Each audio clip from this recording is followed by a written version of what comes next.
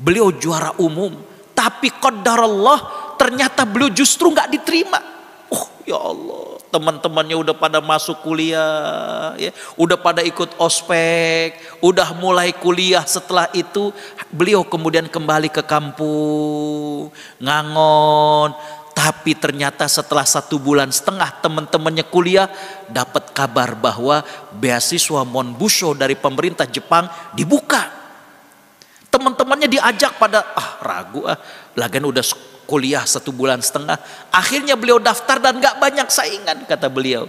Disitulah beliau kemudian S1, S2, S3, dan saya jumpa beliau ketika sedang postdoktoral di sana. Allah sedang menyiapkan yang terbaik buat kita. Alhamdulillah, alhamdulillahilladzi arsala rasulahu bil huda wa dinil haqq liyudhhirahu 'ala ad-dini kullihi wa kafa billahi shahida. Nashhadu an la ilaha illallah wa nashhadu anna Muhammadan 'abduhu wa rasuluh. Allahumma salli wa sallim wa barik 'ala sayyidina Muhammad wa 'ala alihi wa sahbihi wa man sara 'ala nahjihi wastanna bi sunnatihi ila yaumiddin.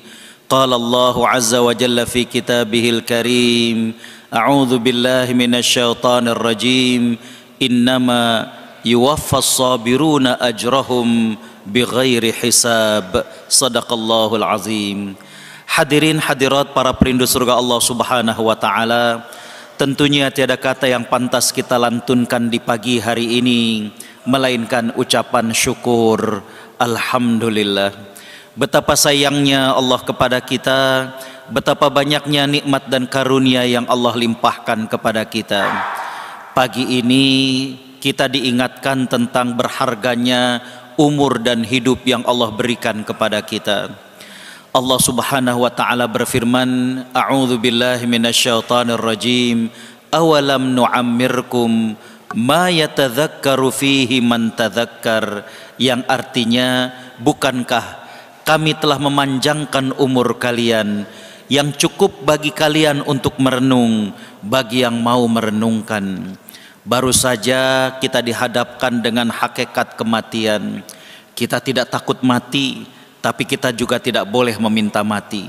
Yang diminta kepada kita adalah bagaimana mempersiapkan kematian dengan amal-amal yang terbaik yang Allah berikan kesempatan kepada kita.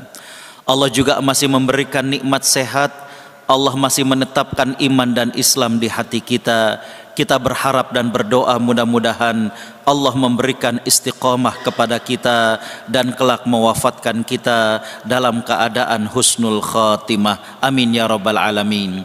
Tak lupa salawat teriring salam kita haturkan kepada panutan kita Nabi Muhammad sallallahu alaihi wasallam, sosok yang kita cinta, sosok yang kita rindu. Kita berharap mudah-mudahan dengan cinta kita kepada beliau Allah muliakan kita untuk dapat berjumpa bahkan satu surga dengan Nabi sallallahu alaihi wasallam di akhirat kelak. Amin ya rabbal alamin. Hadirin hadirat para perindu surga Allah Subhanahu wa taala. Kita lanjutkan kajian tentang tazkiyatun nafs, yang mana pada pagi hari ini kita mengangkat tema kabar gembira bagi orang yang sedang diuji. Hadirin hadirat para perindu surga Allah Subhanahu wa taala, saat kita diuji oleh Allah Subhanahu wa taala, mestinya bukan menjadikan kita jauh dari Allah Subhanahu wa taala. Ketika kita diuji oleh Allah Subhanahu wa taala dengan berbagai macam ujian yang tentu tidak mengenakkan bagi kita terlihatnya, maka hadir khotal iman rahimakumullah, sebenarnya ini merupakan peluang bagi kita untuk mendekat kepada Allah Subhanahu wa taala. Kadang manusia menjauh dari Allah Subhanahu wa taala. Kadang kita dilalaikan dengan dunia. Maka Allah Subhanahu wa taala kemudian mengambil sedikit nikmatnya. Bukan Allah zalim, tapi agar kita kembali kepada Allah Subhanahu wa taala. Saya ingat ketika ngambil S3 di Malaysia, dapat 1 semester ada seorang kawan dari Pekanbaru datang. Beliau ingin ngambil MBA di sana. Beliau bawa istrinya, beliau bawa 3 orang putrinya. Hadirin khotal iman rahimakumullah, dapat 2 bulan putri bungsunya sakit, bolak-balik ke rumah sakit, lalu kemudian dikabarkan bahwa putrinya divonis kanker. Saya berkunjung, saya silaturahim ke tempat beliau, dan saya bertanya, apa yang disarankan dokter untuk putri antum? Beliau mengatakan disarankan untuk kemoterapi. Saya katakan ikuti sarannya, dokter yang lebih paham, dokter yang lebih tahu. Diikuti kemoterapi, dapat beberapa kali, ternyata putrinya meninggal dunia. Saya diminta oleh beliau dan istri untuk kemudian memandikan, mengkafani, karena rencananya sang putri akan dibawa ke Pekanbaru. Saat itu belum ramai orang, jadi kami berkesempatan untuk bincang lebih lanjut dengan beliau. Saya bertanya kepada beliau, apa hikmahnya di balik ini semua? Antum datang ke Malaysia dengan niatan yang baik untuk thalabul ilmi, dapat 2 bulan ternyata sakit putri antum, bolak-balik ke rumah sakit dan ternyata divonis kanker. Sudah diikuti apa yang menjadi saran dokter, tapi ternyata putri antum meninggal dunia. Beliau terdiam dan beliau kemudian mengatakan, mungkin Ustadz, saya sudah lama tidak menangis karena Allah Subhanahu wa Ta'ala. Selesai saya kuliah di Universitas Pajajaran jurusan ekonomi, saya menikah dengan seorang dokter. Alhamdulillah, tidak lama kemudian istri hamil, lahir putri yang pertama. Saya melanjutkan bisnis properti ayah, kehidupan saya mengalir, ya. Lantas kemudian lahir putri yang kedua, lahir putri yang ketiga, dan saya pun berkeinginan untuk melanjutkan S2. Mungkin ini cara Allah Subhanahu wa Ta'ala agar kembali saya merasakan nikmatnya menangis dan berharap kepada Allah Subhanahu wa Ta'ala. Hadirin khotal iman rahimakumullah, jangan pernah berburuk sangka kepada Allah Subhanahu wa Ta'ala. Kadang ujian yang Allah berikan kepada kita agar kita mendekat kepada Allah Subhanahu wa Ta'ala, bukan kemudian menjauh dari Allah Subhanahu wa Ta'ala. Tapi saya katakan di sini, terkadang ujian adalah cara Allah Subhanahu wa Ta'ala untuk mempererat hubungan kita dengan Allah Subhanahu wa Ta'ala. Karena pada saat kita diuji, kita merasakan lagi bagaimana indahnya menangis karena Allah Subhanahu wa Ta'ala. Saya yakin hadirin baik yang hadir di Masjid Darussalam maupun yang menyimak di media sosial pernah merasakan hal itu. Bagaimana indahnya kita minta kepada Allah Subhanahu wa Ta'ala, bagaimana indahnya kita menangis karena Allah Subhanahu wa Ta'ala. Maka kembali bahwa saya ingin mengatakan poin yang pertama, ujian yang menimpa kepada kita itu merupakan tanda sayang Allah Subhanahu wa Ta'ala. Bagaimana Allah Subhanahu wa Ta'ala ingin agar kita kembali mendekat kepada Allah Subhanahu wa Ta'ala. Hadirin hadirat para perindu surga Allah Subhanahu wa Ta'ala, apa kabar gembira yang disediakan bagi kita yang sedang diuji oleh Allah Subhanahu wa Ta'ala. Dan ujian dari Allah Subhanahu wa Ta'ala beragam. Allah berfirman, a'udzubillahi minasyaitonir rajim, walanabluwannakum bisyai'im minal khauf wal ju' wa naqsim minal amwali wal anfusi wath thamarat wa basyiris sabirin. Allah Subhanahu wa Ta'ala menegaskan bahwa ujian itu beragam. Ada kalanya berkaitan dengan harta, entah itu kekurangan, entah itu kita kena pengurangan pegawai, entah itu lain-lain berkaitan dengan harta kita, ya. Atau ada juga berkaitan dengan wafatnya orang yang terkasih, wafatnya suami kita, wafatnya istri kita, wafatnya orang tua kita, wafatnya anak kita. Dan hadir khotimah rahimakumullah, mungkin ujian-ujian yang lain, ya. Maka di sini hadir khotimah rahimakumullah, kabar gembira bagi kita yang sedang diuji yang pertama adalah Allah Subhanahu wa Ta'ala berarti mengakui keimanan kita. Hadir khotimah rahimakumullah, karena ketika kita beriman kepada Allah Subhanahu wa Ta'ala, maka Allah Subhanahu wa Ta'ala menguji orang-orang yang beriman. Jadi ketika kita diuji oleh Allah Subhanahu wa Ta'ala, itu merupakan tanda bahwa Allah Subhanahu wa Ta'ala mengakui keimanan kita. Allah Subhanahu wa Ta'ala berfirman, a'udzubillahi minasyaitonir rajim, ahasiban nas an yutraku an yaqulu amanna wa hum la yuftanun.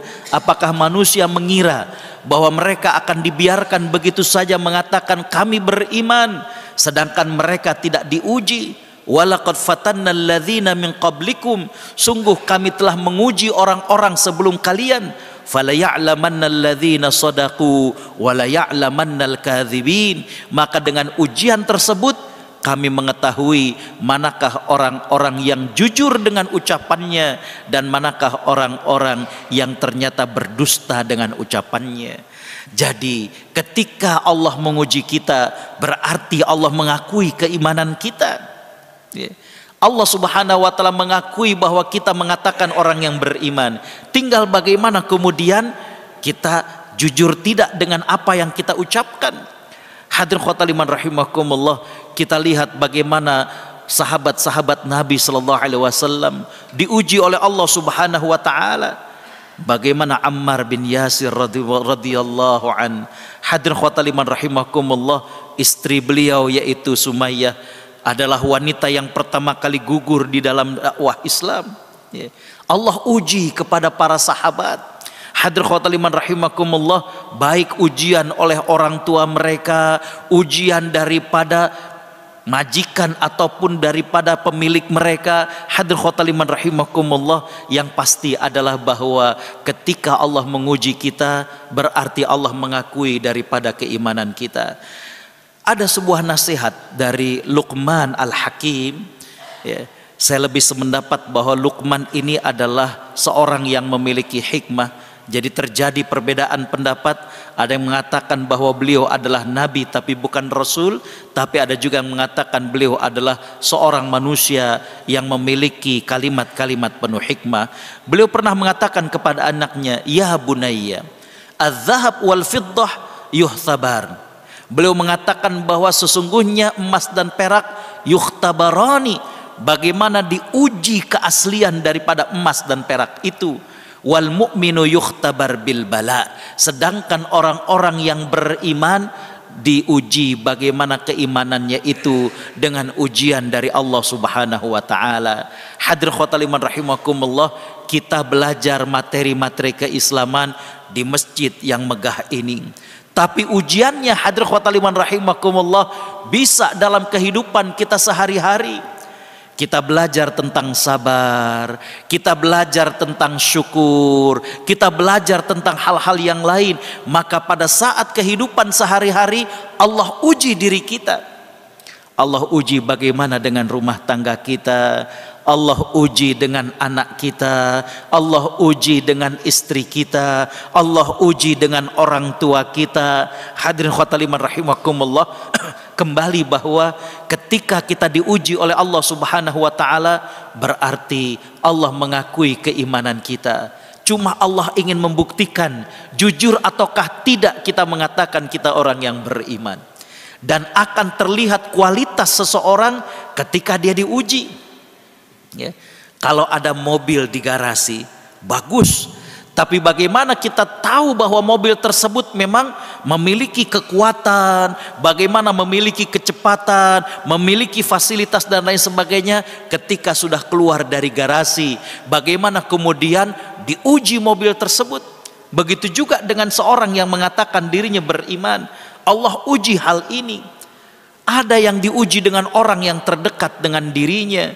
Bagaimana hadirin khotal iman rahimakumullah, sahabat-sahabat terjadi perbedaan pendapat. Ada yang mengatakan Sa'ad bin Abi Waqqas radhiyallahu an, ada yang mengatakan bahwa ini adalah Mus'ab bin Umair. Ketika keduanya menyatakan beriman kepada Allah subhanahu wa ta'ala, maka mereka ini orang yang disayang oleh ibunya. Ujian kepada mereka apa? Bahwa sang ibu mengatakan tidak akan makan.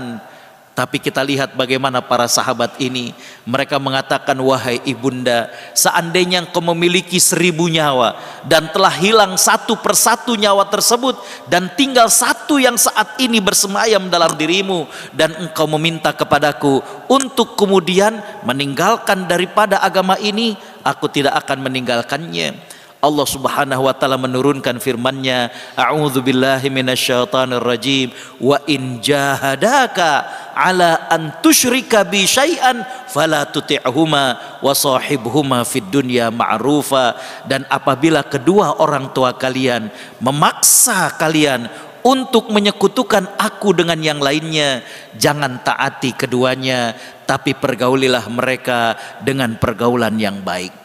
Jadi kembali bahwa kabar gembira bagi kita yang sedang diuji oleh Allah, yang pertama saya mengatakan bahwa berarti Allah mengakui keimanan kita. Dalam sebuah hadis yang diriwayatkan oleh Imam At-Tirmidzi, Nabi sallallahu alaihi wasallam bersabda, "Idza aradallahu bi'abdihil khair ajjalalahul 'uqubah fid dunya wa idza aradallahu bi'abdihi syarr amsaka anhu bidzanbihi hatta yuwaffa bihi yaumal qiyamah." Atau kama qala sallallahu alaihi wasallam. Nabi sallallahu alaihi wasallam bersabda, apabila Allah menginginkan kebaikan kepada seorang hamba, Allah akan segerakan hukumannya di dunia. Dan apabila Allah menginginkan kejelekan kepada seseorang, Allah akan tunda daripada hukumannya, dan dosa yang dia perbuat nanti akan ditunaikan hukumannya pada hari kiamat kelak. Jadi hadirin khotbah liman rahimakumullah, ketika kemudian la samahallah, di antara kita ada yang berbuat dosa dan Allah berikan hukuman kepada kita di dunia, maka itu sebenarnya tanda kebaikan buat kita, karena Allah hapus daripada dosa-dosa yang kita lakukan.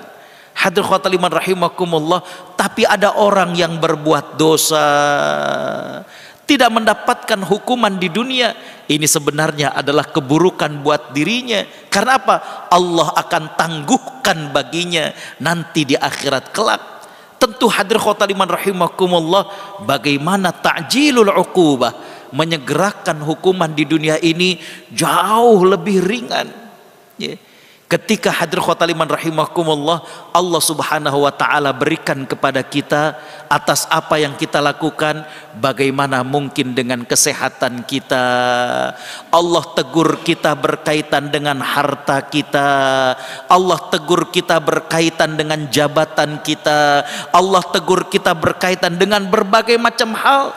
Tapi kalau itu di dunia, hadir khotaliman rahimakumullah, itu masih jauh lebih baik daripada nanti kemudian Allah timpakan kepada kita hukuman atas dosa yang kita lakukan pada saat kita di akhirat kelak. Yang kedua, hadirin khotaliman rahimakumullah, apa kabar gembira bagi orang yang sedang diuji?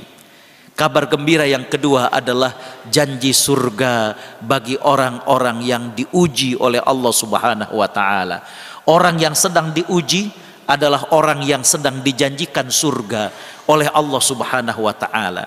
Makanya kalau kita lihat, Nabi sallallahu alaihi wasallam pernah mengatakan kepada para sahabat, asyaddul bala al-anbiya, bahwa manusia yang paling berat daripada ujiannya di sisi Allah adalah para nabi. Karena apa? Karena hadirin khotaliman rahimakumullah, semakin berat ujian, semakin besar juga pahala yang dijanjikan oleh Allah subhanahu wa ta'ala. Kita lihat bagaimana Nabi Muhammad sallallahu alaihi wasallam diuji oleh Allah subhanahu wa ta'ala. Surat Al-Lahab saja, hadirin tentu hafal, tabbat yada abi lahabi watab. Tapi kalau kita lihat bagaimana kondisi psikologi Nabi sallallahu alaihi wasallam, Bapak Ibu Allah subhanahu wa ta'ala rahmati, Nabi Muhammad sallallahu alaihi wasallam itu ketika lahir, yang paling sibuk dengan kebahagiaan lahirnya Nabi adalah Abu Lahab.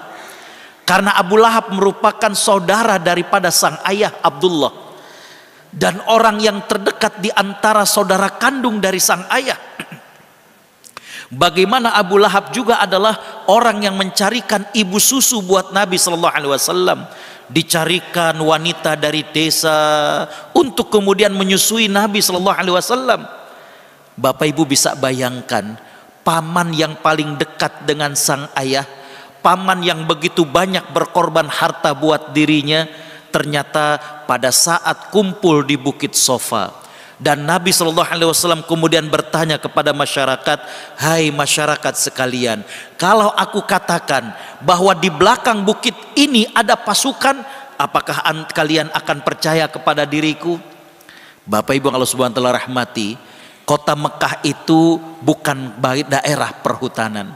Jadi kalaulah datang pasukan, pasti akan terdengar riuh rendah suara pasukan. Kalau datang pasukan, akan terlihat kepulan asap debu daripada kaki-kaki kuda yang menapak kepada pasir yang ada di sana. Ini di belakang Bukit Sofa nggak ada hal itu.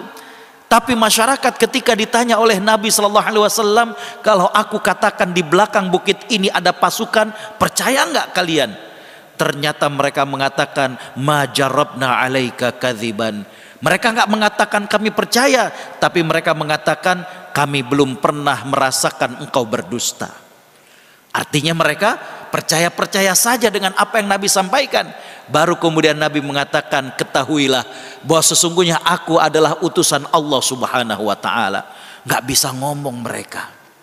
Lantas berdiri, siapa yang berdiri? Pamannya yang selama ini memberikan banyak jasa kepada dirinya, yang sangat bahagia dengan kelahirannya, yang kemudian menyiapkan ibu susu untuk dirinya. Dia juga yang membayarkan upah kepada ibu susu kepada Nabi Shallallahu Alaihi Wasallam. Sang paman kemudian mengatakan, tabban laka ya Muhammad, alihadza jama'tana. Celaka engkau wahai Muhammad, apakah untuk hal seperti ini engkau mengumpulkan kami? Lantas Allah menurunkan firman-Nya, tabbat yada abi lahabi wa tab ma aghna anhu maluhu wa ma kasab. Ya. Jadi surat Al-Lahab ini jangan cuma dilihat kisah bagaimana seorang Abu Lahab berkata kasar di hadapan Nabi Sallallahu Alaihi Wasallam, tapi kita lihat bagaimana kondisi psikologis Nabi Sallallahu Alaihi Wasallam. Beliau lagi dipercaya oleh masyarakat, tiba-tiba yang menentang adalah orang yang sangat berjasa kepada dirinya. Ya. Coba kita bayangkan kalau kita dari kecil, ayah kita tiada, ada om kita yang selalu perhatian dengan kita. Dia yang bayarkan uang sekolah kita, dia yang bayarkan kuliah kita, bahkan kita nikah, beliau yang kemudian sibuk untuk kemudian membelikan ini dan itu buat pernikahan kita. Hadirin khotaliman rahimakumullah, makanya Nabi Shallallahu Alaihi Wasallam mengatakan bahwa orang yang paling berat daripada ujiannya adalah para nabi. Ya. Bapak Ibu bisa bayangkan, Nabi tentu berharap dari anak-anaknya, tapi ternyata anaknya meninggal satu persatu. Anak laki-lakinya meninggal dunia sebelum sampai mereka akil baligh. Ya. Yang sampai akil baligh adalah yang wanita, itu pun yang mendampingi beliau sampai wafat hanya satu orang, yaitu Fatimah binti Muhammad sallallahu alaihi wasallam. Hadirin khotaliman rahimakumullah, makanya ya, orang kalau semakin berat ujian, ya Allah, ya, mungkin berkaitan dengan harta, mungkin berkaitan dengan jabatan, bahkan saya punya kajian bahwa Allah akan menguji kita di titik lemah kita. Kita yang pengen berbakti kepada orang tua, kadang kita dapatkan bagaimana ya Allah ujiannya di orang tua. Ya. Kadang bukan orang tua kita, tapi mertua yang sinis, yang tidak merasa akrab dengan kita. Ya Allah. Ya. Hadirin khotaliman rahimakumullah, saya ada seorang kawan yang hadirin khotal iman, beliau ini ceramah kesana kemari. Dan hadirin khotal iman rahimakumullah, yang menarik adalah beliau menikah dengan seorang putri dari seorang kiai. Sepanjang kiai ini hidup, beliau belum pernah dipercaya, walaupun hanya sekedar ngisi pengajian remaja atau pengajian kaum bapak. Padahal kawan kami ini tamatan Al-Azhar, ceramah sudah kesana kemari. Hadirin khotal iman rahimakumullah, baru kemudian ketika sang ayah mertua meninggal dunia, ketahuan apa yang menjadi sebabnya. Orang-orang kemudian mengatakan, Pak Kiai dulu nggak percaya sama menantunya. Kenapa? Ternyata sang kiai ini melihat bahwa menantunya ini kalau akan berangkat ke masjid untuk sholat, putrinya atau istri dari kawan kami ini akan mengantar ke depan pintu. Dan seperti yang dilakukan pada saat dulu kuliah di Al-Azhar, bagaimana sang istri kemudian meraih tangan sang suami. Dicium tangan sang suami ini. Sang kiai berpandangan bahwa seorang laki-laki kalau sudah berwudu, batal wudunya kalau bersentuhan dengan wanita, siapapun dia. Subhanallah.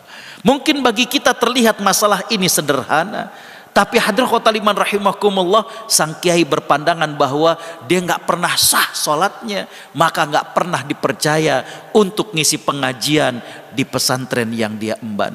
Hadirin khotaliman rahimakumullah, Allah menguji tiap-tiap kita di masing-masing kelemahan kita. Berbicara tentang hukum bersentuhan dengan lawan jenis ketika telah berwudu, kalau kita lihat sampai ada 19 pandangan. Dari yang paling ujung membatalkan, atau yang paling ujung lagi tidak membatalkan. Yang 17-nya ini berbeda-beda. Ada yang mengatakan batal kalau dengan syahwat, kalau nggak sengaja nggak batal. Batal kalau dengan selain istri atau mahram, kalau dengan mahram tidak. Dengan dalil bagaimana Aisyah radhiyallahu anha ketika malam hari beliau terbangun dan beliau kehilangan Nabi sallallahu alaihi wasallam. Lantas kemudian Aisyah meraba-raba karena tidak ada lampu, dan beliau menyentuh kaki Nabi yang sedang sholat. Kata para ulama, kalau membatalkan wudhu berarti Nabi sudah membatalkan sholatnya, tapi Nabi melanjutkan sholatnya. Ada yang mengatakan harus dilapisi dengan sarung, ya, kain tipis, sampai 19 pendapat tentang hal itu. Tapi kembali hadirin khotaliman rahimakumullah, besar kecilnya suatu ujian dari Allah ini merupakan menunjukkan bagaimana Allah menyediakan pahala kepada kita. Allah berfirman dalam surat Az-Zumar ayat 10, A'udzu billahi minasyaitonir rajim, innama yuwaffas sabiruna ajrahum bighairi hisab. Sesungguhnya Allah Subhanahu wa taala akan menyempurnakan ganjaran bagi orang yang sabar tanpa ada hitungannya. Ketika kita sabar atas ujian dari Allah Subhanahu wa taala, subhanallah, ya. Hadirin khotaliman rahimakumullah, sabar ini katanya ilmu kelas tinggi. Belajarnya di mana saja, ujiannya bisa kapan saja. Kita baru saja ngomongin tentang sabar, masih di masjid kadang kita mendapatkan perlakuan tidak nyaman dari orang lain. Bagaimana kita sabar? Ya. Baru keluar masjid, keluar kita kemudian mengeluarkan kendaraan kita, motor kita, mobil kita. Kalau di Jakarta saya mengatakan baru selesai kita kajian di jalan raya, tahu-tahu bajai udah ngepot dari sebelah kiri kita. Ya Allah, kita belajar bagaimana sabar. Ya. Jadi hadirin khotaliman rahimakumullah, kabar gembira yang kedua bagi orang yang diuji adalah Allah menjanjikan surga. Makanya Nabi SAW mengatakan kepada keluarga Yasir, Sobron ala Yasir, inna mau'idakumul jannah. Bersabarlah wahai keluarga Yasir, sesungguhnya tempat kembali kalian adalah surga Allah Subhanahu wa ta'ala. Hadirin khotaliman rahimakumullah, begitu juga dengan orang-orang yang diuji dengan wafatnya anak-anak mereka. Tentu memiliki anak merupakan impian dan keinginan masing-masing kita. Ya. Bagaimana rumah tangga terasa kurang lengkap tanpa kehadiran seorang anak. Tapi apa yang terjadi? Alhamdulillah. Hadirin khotaliman rahimakumullah, ketika anak yang selama ini kita harapkan ternyata meninggal dunia. Nabi SAW menjelaskan, ayyumam ra'atin mata laha thalathatun minal walad kanu laha hijaban minan nar. Tidak ada seorang pun seorang wanita, gak ada seorang wanita pun yang wafat 3 orang putranya, melainkan nanti akan menjadi tameng bagi dia daripada siksa api neraka. Ada seorang wanita yang bertanya, ya Rasulullah, bagaimana kalau kemudian 2 orang? Nabi SAW mengatakan 2 orang juga masuk dalam hal itu. Hadirin khotaliman rahimakumullah, bisa dibayangkan seorang wanita yang telah mengandung sang anak 9 bulan dalam keadaan berat, ya. Lantas kemudian susah payah melahirkannya, dan kemudian hadirin khotaliman rahimakumullah, selang beberapa waktu setelah lahir sang anak meninggal dunia. maka Allah Subhanahu wa taala berikan kepadanya dengan beratnya ujian tersebut, bagaimana Allah Subhanahu wa taala jadikan sang anak sebagai penghalang daripada siksa api neraka. Bahkan Bapak Ibu kalau kumpulkan hadis-hadis yang sahih, anak-anak yang wafat sebelum akil baligh dan kemudian meninggal dunia, maka hadrotal iman, Allah berikan kemuliaan kepada orang tuanya. Hadis riwayat Imam Bukhari ini dikatakan akan menjadi penghalang daripada siksa neraka. Dalam riwayat yang lain, anak-anak tersebut yang nantinya akan menanti orang tuanya di depan pintu surga. Dalam riwayat yang lain bahwa anak-anak tersebut nantinya akan diasuh oleh Nabi Ibrahim alaihissalam dengan Sarah pada hari kiamat. Hadratul iman rahimakumullah, jadi kembali bahwa Allah Subhanahu wa taala menjanjikan surga bagi kita yang sedang diuji. Karenanya dalam hadis yang diriwayatkan oleh Imam Ibnu Majah, Nabi sallallahu alaihi wasallam bersabda, "Inna izamal jazaa ma'a izamil bala." Sesungguhnya besarnya pahala itu akan sesuai dengan beratnya ujian yang dirasakan. Dan tiap-tiap kita itu pasti akan mendapatkan ujian kita masing-masing. Ya. Tadi saya katakan ada yang diuji dengan anaknya, ada yang diuji dengan orang tuanya, ada yang diuji dengan saudara kandungnya. Ya, ada yang diuji dengan saudara kandungnya. Berapa banyak yang kemudian konsultasi jamaah dari dalam maupun luar negeri, dia lagi di luar negeri dapat kabar ibunya kok pindah, ternyata rumah warisannya sudah dijual oleh adiknya, terus ngontrak. Ya Allah, ya.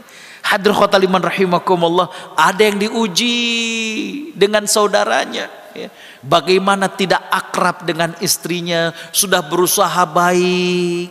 Ada yang diuji dengan hartanya, ya. Bagaimana kena pengurangan pegawai, usahanya ditipu oleh orang lain. Hadratul iman rahimakumullah, sesungguhnya besarnya pahala sesuai dengan beratnya ujian. Wa innallaha idza ahabba qauman ibtalahum. Dan sesungguhnya Allah Subhanahu wa taala kalau cinta kepada suatu kaum, Allah akan mengujinya. Faman radiya falahu ridha wa man sakhita falahu sukht. Barang siapa yang ridha, maka dia akan meraih ridha Allah Subhanahu wa taala. Dan barang siapa yang tidak suka dengan ujian dari Allah, dia juga akan mendapatkan kebencian dari Allah Subhanahu wa taala. Hadratul iman rahimakumullah, yang ketiga, apa kabar gembira ketika Allah menguji kita? Yang ketiga adalah Allah akan hapus dosa-dosa kita. Hadratul iman rahimakumullah, tidak ada di antara kita termasuk saya yang berbicara kecuali kita banyak dosanya, banyak kesalahannya. Nabi sallallahu alaihi wasallam bersabda, kullu bani adama khatta'un. Semua anak cucu Adam banyak salahnya, ya. Bagaimana dosa kita dengan pasangan kita, bagaimana dosa kita dengan diri kita. Kadang kita kalah dengan nafsu kita. Hadratul iman rahimakumullah, kita lihat bahwa ibadah-ibadah kita kadang suka lalai. Allah menegaskan, balil insanu ala nafsihi basirah walau alqa ma'adhirah. Bahkan manusia terhadap dirinya tahu walaupun dia mengungkapkan 1001 alasan. Kenapa Ramadan kemarin cuma 1 kali khatam? Oh sibuk gini. Tapi Allah mengatakan kita yang sebenarnya lebih tahu. Kalau kita jujur, kita bisa lebih dari 1 kali sebenarnya, ya. Cuma kita kalah dengan nafsu kita. Hadratul iman, kemarin saya Ramadan di Kuwait, undangan dari Kementerian Wakaf di sana. Dan ketika memasuki 10 hari yang terakhir, selain taraweh, malamnya itu ada qiyamul lail. Subhanallah, ini sudah memasyarakat di sana. Dan di Masjid Kabir atau di Masjid Agungnya itu kalau yang namanya qiyamul lail itu sekitar 2,5 jam, hampir 3 juz. Jadi mereka menargetkan ketika taraweh itu 1 hari 1 juz, jadi mereka khatam tarawih 1 kali dan qiyamul lailnya 3 juz 1 malam, jadi mereka bertargetkan 2 kali khatam selama Ramadan, ya. Nah hadratul iman rahimakumullah, saya berdiri Nah kalau saya ceritanya di Masjid Indonesia sekitar 2 jam. Ya. Ketika saya berdiri qiyamul lail, di samping saya ada seorang kakek-kakek yang tenang, sedangkan saya udah mulai goyang-goyang. Ya. Bisa dibayangkan habis tarawih, tidak lama kemudian istirahat, malam sudah dinyalahin lampu, kita bersiap-siap untuk qiyamul lail. Selesai qiyamul lail saya tanya sama beliau, Syekh, Anda ini hebat luar biasa. Tadi saya perhatikan Anda begitu tenang. Ya. Sedangkan saya ini udah kaki tuh udah goyang, maju ke depan, ke belakang, ke kanan, ke kiri. Ya. Beliau kemudian bertanya, Anda itu mengandalkan apa tadi berdiri? Saya mengatakan ya ngandalin saya masih muda. Kata beliau salah. Terus gimana? Andalkan keimanan. Oh, ya. Jadi ketika kita mengandalkan keimanan, bacaan imam itu dinikmati. Tapi kalau kita cuma mengandalkan kekuatan, ya cuma diri kayak orang upacara. Ya. Itu yang kemudian membuat kita kemudian jadi goyang sana, goyang. Hadirin khotaliman rahimakumullah, kembali saya ingin katakan bahwa ada orang-orang yang kita belajar, ya, bahwa ternyata mampu untuk kemudian beribadah lebih banyak. Dan kembali bahwa ada dosa yang kita lakukan terhadap diri kita sendiri. Orang lain gak ada yang tahu, kita dengan Allah Subhanahu wa ta'ala. Ada dosa kita dengan pasangan kita, ada dosa dengan anak-anak kita, ada dosa dengan ibu bapak kita, ya Allah. Hadirin khotaliman rahimakumullah, maka di antara bentuk kasih sayang Allah Subhanahu wa ta'ala, Allah berikan ujian kepada kita. Ya. Dan itu akan menghapuskan dosa-dosa kita. Rasa sakit, kesulitan yang kita alami adalah proses penghapusan dosa-dosa kita. Nabi SAW menjelaskan dalam banyak hadis, tidak ada yang menimpa seorang mukmin dari rasa letih, dari rasa capek, rasa takut, khawatir, bahkan duri yang menyucuk kepada kakinya, melainkan Allah akan ampuni dosanya. Hadirin khotaliman rahimakumullah, maka saya katakan bersukacitalah ketika kita berada dalam ujian Allah Subhanahu wa ta'ala. Karena kenapa? Karena Allah sedang membersihkan kita dari dosa-dosa kita. Hadirin khotaliman rahimakumullah, yang keempat, kabar gembira bagi kita yang sedang diuji adalah Allah ingin meningkatkan derajat daripada kita. Ya. Dalam kehidupan manusia, maka hadirin khotaliman rahimakumullah, ujian itu bertahap. Semakin tinggi kedudukan seseorang, ujiannya semakin berat. Dulu kami ketika masih kuliah di Al-Azhar, untuk tingkat S1 di Al-Azhar, itu kami ujian tuh gak pernah ada multiple choice. Semuanya esai. Dan hadirin khotaliman rahimakumullah, untuk tingkat S1, kita itu hanya boleh mengatakan bahwa ini ada pandangan bagaimana S1 itu hanya mengutip pandangan daripada pendapat ulama-ulama. Misalnya kita kutip, oh pandangan Imam Syafi'i terhadap pertanyaan dari dosen kita itu begini, begini, begini. Sekali-kali kita mengatakan menurut saya, inda ra'yi, itu udah langsung. Kadang kalau kemudian dibagikan kertas jawabannya, ada pertanyaan, man antum, siapa Anda? Sehingga kemudian mengatakan saya berpendapat begitu. Jadi selain ilmu yang diajarkan dari bangku kuliah, kami diajarkan adab. Untuk tingkat S2, cara menjawabnya adalah, oh Imam Syafi'i berpandangan begini, Imam Ahmad berpandangan begini, wa ana amilu ila hadzal ra'yi. Saya condong kepada pendapat ini karena dalilnya bla bla bla bla bla, begitu. Baru nanti kalau sudah S3, tingkat doktoral, baru kemudian kita mengatakan kita pandangannya begini. Mungkin berbeda dengan pandangan yang ada karena analisa kita begini. Kita kan tidak, kadang baru S1 sudah, oh ya, saya kadang kalau melihat skripsi ngeri ya, kritik terhadap pandangan Imam Ibnu Hajar dalam Fathul Bari. Saya bertanya, Anda sudah khatam belum 16 jilid kitab Fathul Bari? Belum. Bagaimana Anda bisa mengkritisi? Yeah. Hadirin ikhwataliman rahimakumullah, ini kadang tajarru, terlalu berani, terlalu lancang dalam kemudian berpendapat. Ya.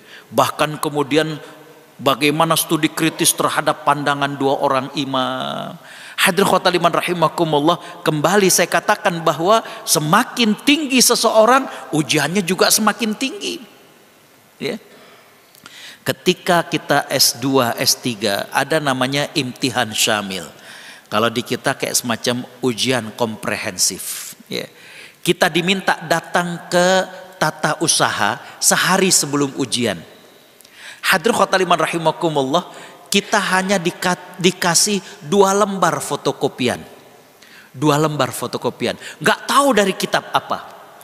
Kita ambil, kemudian kita pelajari, besoknya kita diuji di hadapan minimal 10 orang profesor. Dan mereka berhak untuk bertanya apa saja. Contoh, misalkan saya baca ternyata fotokopian itu dari kitab hadis, karena saya jurusan hadis S1, S2, S3. Misalnya kita baca haddatsana fulan an fulan an fulan an fulan anin nabi sallallahu alaihi wasallam annahu qol bla bla bla bla bla. Itu profesor semau mereka nanya. Kalau kita lagi baca haddatsana fulan, fulan itu siapa? Ketemu gak beliau dengan gurunya? Jadi hadis ini nyambung atau tidak? Wah, luar biasa. Ya. Hadirin khotul iman rahimakumullah, tapi kembali bahwa makin berat ujian ini untuk meningkatkan derajat kita. Ya. Jadi ketika Allah memberikan ujian kepada kita, Allah sedang meninggikan derajat kita di hadapan hamba Allah yang lain.